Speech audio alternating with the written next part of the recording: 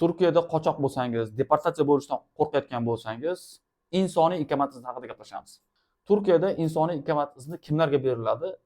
Homiladorlarga, ya'ni ularni deport qilsa, samolyotda tug'ib qo'yish ehtimoli bo'lishi mumkin bosim yuzasidan. Og'ir bemorlarga, ya'ni u davolanish turi O'zbekistonda yo'q, faqat Turkiyada bor yoki samolyotda ucha olmaydi. Samolyotda ketishning imkoniyati yo'q. Masofa uzoq bo'lsa, quruqlikdan ketish uchun ancha 5000 kilometr. O'zbekistonda o'lim jazosi bilan yoki endi O'zbekistonda o'lim jazosi yo'q, endi umumiy aytyapman, deylik, o'sha siz boradigan, siz qaytishingiz kerak bo'lgan davlatda o'lim jazosi bo'lsa, hayotingiz xavf ostida bo'lsa, buni isbotlab bera olsangiz, bu sanab o'tayotganlarning hammasini isbotlab berishingiz kerak bo'ladi ko'cha idorasida. Yana kimlarga beradi insoniy ikamat izni? Turk vatandoshi farzandi borlarga. Sizning farzandingiz bor, shar'iy nikohdamisiz, qonuniy nikohdamisiz, qochoqmisiz, ahamiyati yo'q. Farzandingizni otasi Turkiya fuqarosi bo'lsa, bunda ham farzandingizni orqasidan insoniy ikamat izni olishingiz kerak bo'ladi.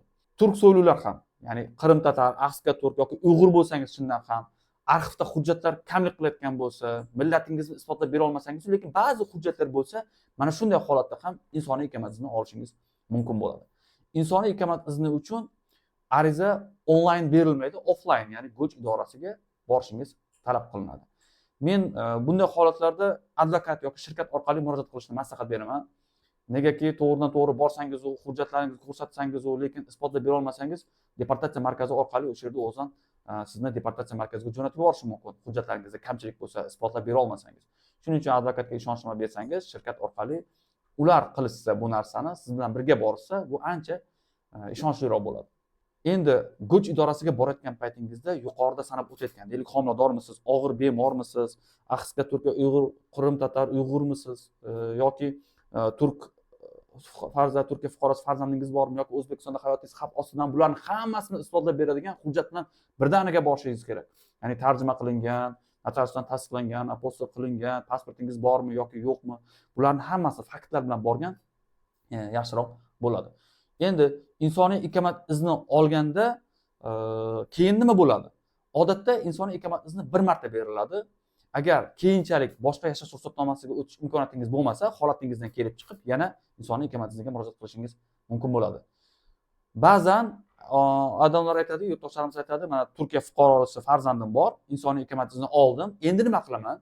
Chunki bolamning otasi Turkiya fuqarosi qamoqda yoki menga uylanishni xohlamayapti, bolam chindan ham Turkiya fuqarosi. O'zi aslida bunga alohida video qilmoqchi edim, lekin shu qo'shib ketyapman. Bunday holatda siz birinchi marta insoniy ikamat izni olasiz, qochoq qolgan kunlaringizda jarima to'laysiz, Turkiya fuqarosi farzandingiz bor. Insoniy ikamat izni tugatgan paytda yana xuddi shunday asoslar bilan bu safar turistik ikamat izniga topshirasiz. Mana shunaqa. Ya'ni insoniy ikamat iznidan chiqasiz, turistik ikamat izniga o'tasiz. Bola asos farzandi Turkiya fuqarosi. Albatta, insoniy ikamat izni olgandan keyin xohlasangiz turmush qurishingiz ham mumkin. Turmush qursangiz, turmush o'rtog'ingiz uylansa, Turkiya fuqarosidan oila qursangiz. Lekin unday agar turmush qurishni xohlamasa, to'g'ridan-to'g'ri turistik ikamat izniga o'tishingiz mumkin. Boshqalarda ham, masalan uchun, davolanish to'g'risida o'zi aslida tedava ikamat izni bor, lekin siz Turkiyada qochoq holatda bemor bo'lib qolsangiz, insoniy ikamat izni olsangiz bo'ladi, ya'ni o'sha davolash turini isbotlab berib turib. Yoki O'zbekistonga keldingiz, Turkiyaga keldingiz, O'zbekistondagi eringiz tahdid qildi, turmush o'rtog'ingiz, qonuniy turmush o'rtog'ingiz, qayt, men seni o'ldiraman, onamga hurmat qilmading, bundoq deb tahdid videolari, ovozli xabarlari, yozishmalari bo'lsa, sizda urganlik to'g'risida qanaqadir qog'ozlar, sud jarayonlari, shunaqalar bo'lsa, bunday holatda olishingiz mumkin. Aynan siz qo'pol qilib aytganda O'zbekistonda bir siyosiy qochqin, diniy qochqin bo'lishingiz kerak demoqchi emasman, buni agitatsiya qilmayman. Lekin yuqorida sanab o'tganlarim ham diniy qochqinlar, siyosiy qochqinlar ham aksariyati Turkiyadan insoniy ikamat izniga murojaat qilgan.